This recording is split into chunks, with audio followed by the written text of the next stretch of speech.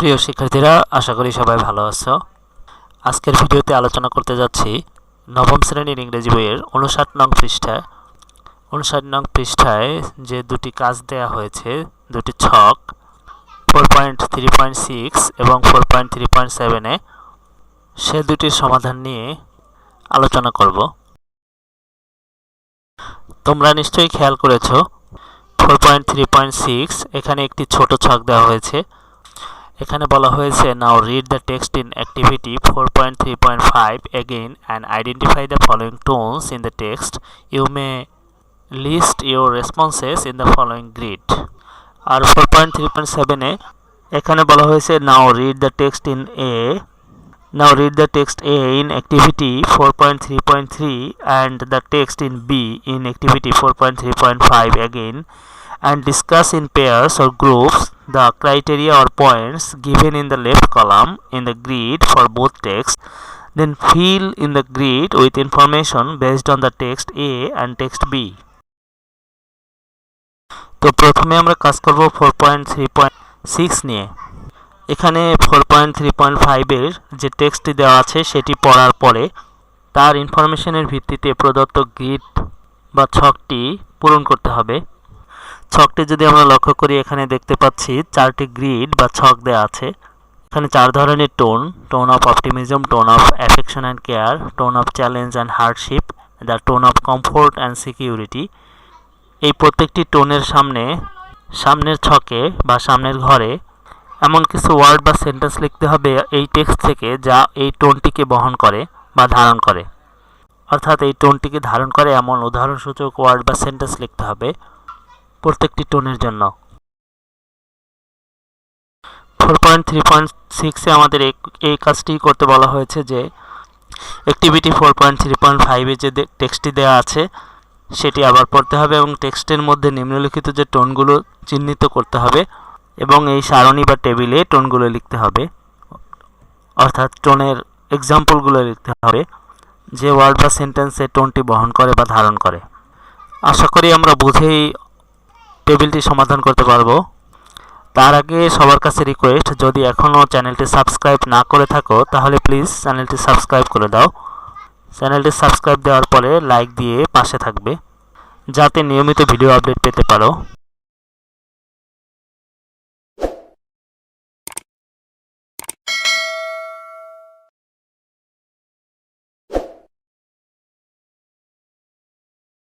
আমাদেরকে যে ছকটি বা টেবিলটি দেওয়া হয়েছে, ছকটিতে চারটি রো বা চারটি ঘর রয়েছে। সেখানে চার ধরনের টোন লেখা আছে। আমাদেরকে এক্সাম্পল দিতে হবে ওই টোনটি যে ওয়ার্ড বা সেন্টেন্সের মধ্যে বহন করে। টেক্সট থেকে সেই ওয়ার্ড বা সেন্টেন্সটি নিয়ে আসতে হবে এবং এই ছকে পূরণ করতে হবে। প্রথম টোনটি হলো দ্য টোন অফ অপটিমিজম বা আশাবাদের টোন। তো প্রদত্ত টেক্সট পড়ে আমরা ওখান থেকে এক্সাম্পল নিয়েছি যে ওয়ার্ড বা সেন্টেন্সের মধ্যে টোন অফ অপটিমিজম বা আশাবাদের টোন পাওয়া যায়। তোমরা খেয়াল করে দেখো, এখানে the tone of optimism is present in the phrases like your future is assured, nothing can harm you now, and the anticipation of the changing seasons and the return of life. Tone of optimism বা আশাবাদের tone নিচের কয়েকটি ফ্রেজে বিদ্যমান আছে, যেমন your future is assured, তোমার ভবিষ্যৎ সুনিশ্চিত, নাথিং ক্যান হার্ম ইউ নাও, তোমাকে কোনো কিছুই এখন ক্ষতি করতে পারবে না, and the anticipation of the changing seasons and the return of life, এবং এই ধারণা বা পূর্বচিন্তার কারণে যে ঋতু পরিবর্তন হচ্ছে এবং জীবনের দিকে ফিরে আসছে। দ্বিতীয় নম্বরে যে টোনটি আছে সেটি হলো the tone of affection and care. এর অর্থ হলো স্নেহ ও ভালোবাসার টোন। এর এক্সাম্পল এভাবে পাওয়া যায়, the tone of affection and care is evident in sentences such as but I feel peaceful, your success in the ring this morning was to a small degree my success, and expressions like Wilbur, this lovely world, this precious days.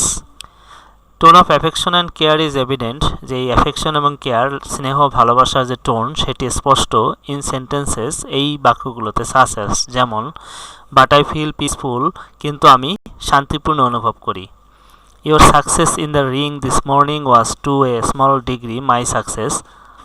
এই সকালে তোমার সফলতা আমারও কিছু অংশে সফলতা। And expressions like will bar this lovely world these precious days. এবং আরও কিছু কথা আছে যেমন will bar এই সুন্দর পৃথিবী এই মূল্যবান দিনগুলো।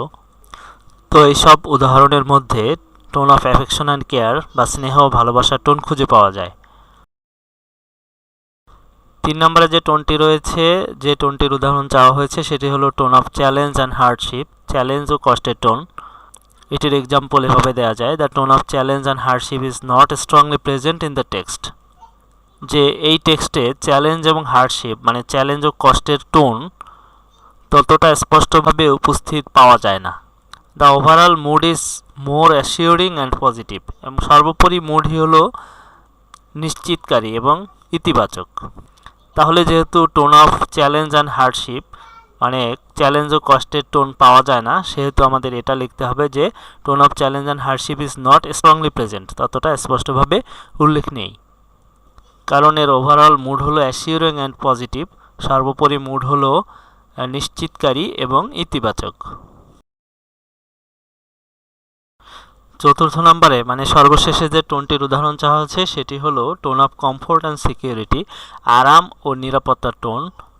এর এক্সাম্পল দেওয়া হয়েছে এভাবে টেক্সট থেকে যে the tone of comfort and security is conveyed through phrases like you will live secure and safe Wilbur and the repeated assurance that nothing can harm him.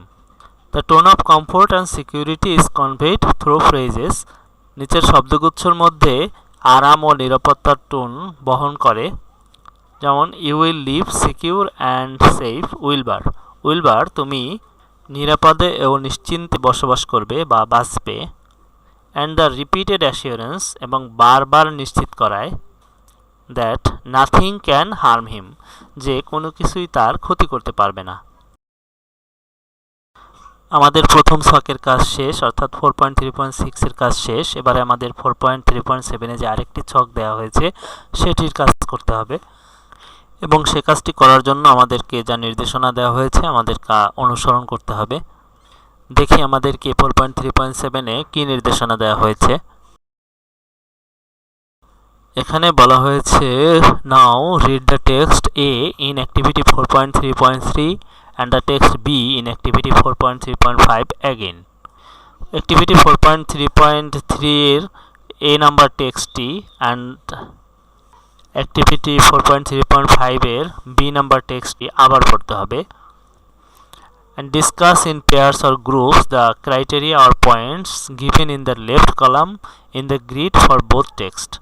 জোড়ায় বা দলে উভয় টেক্সটের ক্ষেত্রে বাম কলামে যেসব ক্রাইটেরিয়া বা পয়েন্ট দেওয়া আছে তা আলোচনা করো।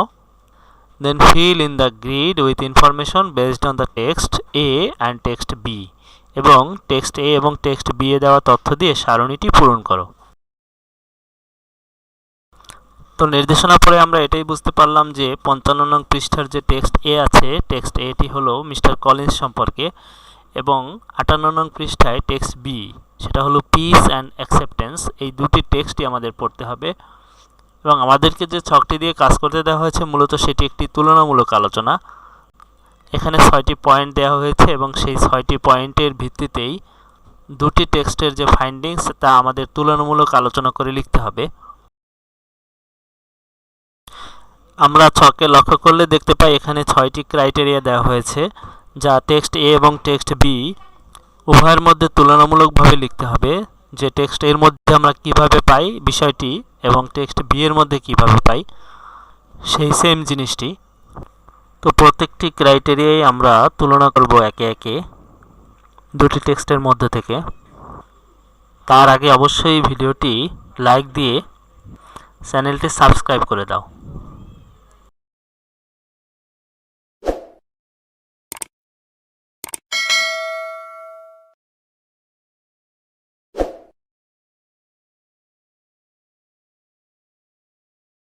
আমরা প্রথম ক্রাইটেরিয়া থেকে শুরু করি। প্রথম ক্রাইটেরিয়া হচ্ছে ফর্মাল বা আনুষ্ঠানিক। তো দুটি টেক্সটের মধ্যে আনুষ্ঠানিক বিষয়টি বা আনুষ্ঠানিক ভাষাটি কোন টেক্সটে কীরকম পাওয়া গেল সে বিষয়ে তুলনামূলকভাবে লিখতে হবে। তো টেক্সট এ এর মধ্যে আমরা যা পাই সেটা হলো the description is given mostly in a formal way, মানে এই টেক্সট এ এর যে বর্ণনাগুলো সেটি অধিকাংশই ফর্মাল উপায়ে বা আনুষ্ঠানিক ভাষায় বলা হয়েছে, আর টেক্সট বি এর ক্ষেত্রে এই ফর্মাল বা আনুষ্ঠানিক বিষয়টি দেওয়া হয়েছে এ ফিউ বা স্বল্প সংখ্যক। এ ফিউ বা স্বল্প সংখ্যক ফর্মাল এক্সপ্রেশন দেওয়া হয়েছে এখানে, যেমন অ্যাসিওরড, হার্ম ইত্যাদি ওয়ার্ড। পরবর্তী ক্রাইটেরিয়াটি, দ্বিতীয় ক্রাইটেরিয়াটি হলো ইনফর্মাল বা অনানুষ্ঠানিক বিষয়।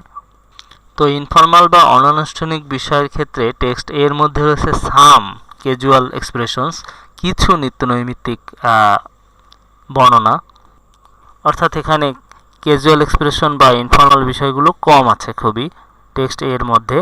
আর টেক্সট বি এর ক্ষেত্রে আমরা দেখতে পাই এখানের ভাষাগুলোই ক্যাজুয়াল এবং কমফোর্টিং টোনে লেখা, মানে নিত্যনৈমিত্তিক বা স্বস্তিদায়ক যে কথাগুলো বা টোনগুলো সেক্ষেত্রে টেক্সট বি আগানো। টেক্সট বি এর ক্ষেত্রে ইনফর্মাল বিষয়গুলো মানে ক্যাজুয়াল এবং কমফোর্টিং টোন এগুলো বেশি আছে। এবারে তৃতীয় ক্রাইটেরিয়াটি হলো চয়েস অফ ওয়ার্ডস বা শব্দচয়ন। এটি হলো লেখক তার লেখার জন্য শব্দ কিভাবে বাছাই করেছেন। এক্ষেত্রে টেক্সট এ এর ক্ষেত্রে আমরা দেখতে পাই এই যে শব্দ বা ওয়ার্ডগুলো সেগুলোর চয়ন বা বাছাই করা মোস্টলি কমপ্লেক্স মানে জটিল।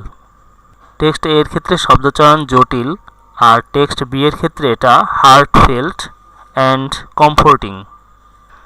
টেক্সট বি এর শব্দচয়ন হলো হার্টফেল্ট বা হৃদয়ে অনুভূত হয় এমন, মানে মনে লাগে বলতে আমরা যেটা বুঝি, অ্যান্ড কমফোর্টিং এবং স্বস্তিদায়ক। তাহলে আমরা কি দেখতে পেলাম? টেক্সট এ এর শব্দচয়নগুলো জটিল, কিন্তু টেক্সট বি এর শব্দচয়নগুলো স্বস্তিদায়ক এবং হৃদয়ে অনুভূত হয় এমন। ডি নাম্বার ক্রাইটেরিয়া হলো ভয়েস অফ দ্য অথর, অর্থাৎ লেখকের স্বর। এটি হলো লেখার মধ্যে লেখক কি পুরোপুরি নিরপেক্ষ থেকেছেন, নাকি তিনি এই বিষয়টির পক্ষে বা বিপক্ষে সমালোচনা করেছেন নাকি এসব বিষয়ে। সেক্ষেত্রে আমরা টেক্সট এ এর ক্ষেত্রে দেখতে পাই যে লেখকের স্বর এখানে ক্রিটিক্যাল অ্যান্ড অ্যানালিটিক্যাল। লেখকের স্বর হলো এখানে সমালোচনামূলক, অ্যান্ড অ্যানালিটিক্যাল এবং বিশ্লেষণধর্মী। With irony and mocking tone, বিদ্রূপ এবং উপহাসের সাথে টেক্সট এ এর মধ্যে লেখকের ভয়েস বা স্বর ছিল মূলত ক্রিটিক্যাল বা সমালোচনামূলক, অ্যান্ড অ্যানালিটিক্যাল বা বিশ্লেষণধর্মী। এবারে আমরা দেখি টেক্সট বি এর মধ্যে লেখকের ভয়েস বা স্বর ছিল মূলত রিঅ্যাসিওরিং মানে নিশ্চিতকারী, অ্যান্ড অপটিমিস্টিক মানে হলো আশাবাদী। এখানেও আমরা একটি বিপরীত চিত্র খুঁজে পাই যে টেক্সট এ এর মধ্যে লেখক ক্রিটিক্যালভাবে এবং অ্যানালিটিক্যাল মানে বিশ্লেষণধর্মীভাবে তার স্বরকে ব্যক্ত করেছেন, যেখানে টেক্সট বি এর মধ্যে তার স্বর পাওয়া যায় নিশ্চিতকারী মানে রিঅ্যাসিওরিং অ্যান্ড অপটিমিস্টিক মানে আশাবাদী। 5 নম্বরের ক্রাইটেরিয়াটি হলো মুড বা ভাব। এখানে লেখকের মুড বা ভাব কেমন ছিল দুটি টেক্সটের মধ্যে যদি দেখি, টেক্সট এর মধ্যে আমরা দেখি যে লেখকের মুড বা ভাব ছিল ডিসঅ্যাপ্রুভাল অ্যান্ড ডিসডেন, অর্থাৎ ডিসঅ্যাপ্রুভাল বা লেখকের অপছন্দ ভাবটি বেশি প্রাধান্য পেয়েছে, অ্যান্ড ডিসডেন এবং অবজ্ঞা বিষয়টিও প্রাধান্য পেয়েছে। কিন্তু আমরা টেক্সট বি এর ক্ষেত্রে এই মুডটি যদি খেয়াল করি, টেক্সট বি এর ক্ষেত্রে মুড হলো সম্পূর্ণ আলাদা। সেটি হলো কমফোর্টিং বা আরামদায়ক মুড, অ্যান্ড কন্টেমপ্লেটিভ বা চিন্তামূলক। এখানেও দুটি টেক্সটের মধ্যে লেখকের দুটি ভিন্ন মুড প্রকাশ পায়। 6 নম্বরের মানে সর্বশেষ ক্রাইটেরিয়াটি হলো ফিলিংস বা অনুভূতি, অর্থাৎ দুটি টেক্সটের মধ্যে লেখকের ফিলিংস কেমন ছিল মানে অনুভূতি কেমন প্রকাশ পেয়েছে। সেক্ষেত্রে টেক্সট এ এর ক্ষেত্রে আমরা দেখতে পাই লেখকের অনুভূতি বা ফিলিংস ছিল নেগেটিভ বা নেতিবাচক, এবং পাশাপাশি এটা ছিল সার্কাস্টিক বা ব্যঙ্গাত্মক। লেখক যেমন নেগেটিভ চিত্র তুলে ধরেছেন তেমনি ব্যঙ্গও করেছেন, কিন্তু টেক্সট বি এর ক্ষেত্রে লেখকের ফিলিংস বা অনুভূতি ছিল ভিন্ন। টেক্সট বি এর ক্ষেত্রে লেখকের ফিলিংস বা অনুভূতি ছিল রিঅ্যাসিওরেন্স মানে পুনর্নিশ্চিতকারী, অ্যান্ড ওয়ার্মথ বা উষ্ণতার অনুভূতি। পুনর্নিশ্চিতকারী এবং উষ্ণতা বা আন্তরিকতার অনুভূতি পাওয়া যায়। টেক্সট বি এর মধ্যে। আশা করি সবাই সবগুলো ক্রাইটেরিয়া বুঝতে পেরেছো এবং সমস্যাগুলো সমাধান করতে পারবে। নিয়মিত ভিডিও আপডেট পাওয়ার জন্য তোমরা অবশ্যই চ্যানেলটিকে সাবস্ক্রাইব করবে এবং লাইক দিয়ে পাশে থাকবে। ধন্যবাদ।